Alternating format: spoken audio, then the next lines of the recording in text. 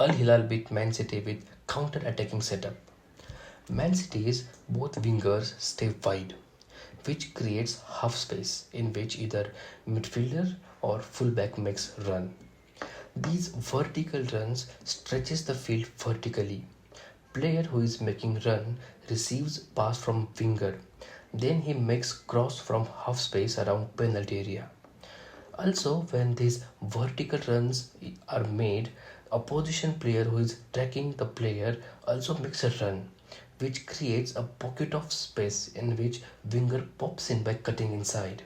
So, wingers staying wide and vertical runs complement each other. Al Hilal knew they were going to face this kind of attack, so they started game with 5-4-1 formation. Let's say ball is in the left side when City is building an attack. Doku is holding width. He is very much capable of cutting inside as well as dribbling towards byline. To restrict his movements, Al Hilal doubled him up with Cancelo, who was playing as right wing back, and Malcolm, who was playing as right midfielder. When Doku tries to cut inside, Malcolm would try to stop him, and if Doku tries to dribble towards byline, Cancelo would stop him. Now, regarding his passes in half space, Al Hilal did not ask any player to track a runner. Instead, Koulibaly, who was playing as centre back, stayed in half space to win ball by intercepting the passes made to player who is making run in half space. Except from half spaces and wide areas, City do have other ways to create chances. Other players who are playing in the middle, like centre backs, Rodri, Bernardo Silva, etc., are very much capable of taking long shots, providing through balls, far post crosses, etc. To mitigate this threat, Al Hilal kept three midfielders in front of three centre backs. These three midfielders did not give much time to City players for taking long shots or finding through passes. In this way, Al Hilal covered City's threats from wide areas, half spaces, and from around edge of the box. Now, this seems to be a very defensive approach to play with low block, but this was actually a setup. City uses 6, sometimes 7 players when attacking.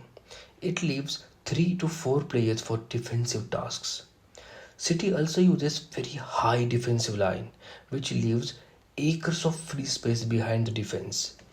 Al Hilal tried to restrict City's attacks as much as possible from their preferred wide area, and when ball is in the center, not allowing City players to have more time on the ball. And in this process, win ball either by intercepting the pass or winning duel, or if City lost the ball, etc. etc. And as soon as Al Hilal got the ball, they launched it in free space behind City's defense, where Al Hilal's attacking players made runs and outnumbered City defenders and created dangerous scoring opportunities. As wingers' movements were restricted, they were not able to create ample of opportunities. Pep tweaked his setup. He asked one player, either midfielder or fullback, to join winger. Let's say ball is in left side. Either central midfielder or fullback will join Doku on the left wing. Plan was to make 2 versus 2 situation on wing, which will allow Doku to take on one defender at a time, which worked. City were able to create chances from wide areas, but this change went against City sometimes. Because in earlier setup, if midfielder made vertical run, fullback would provide cover and vice versa. But in this setup, let's say fullback joins winger, he takes more attacking role and stay with winger. And if midfielder makes vertical run in half space, in this situation, if Al Hilal makes counter attack, City were forced to defend counter attack with one less player. And that's how most of the Al Hilal's attacks were generated. This is not only tactics they used, but this one Al Hilal used effectively and successfully.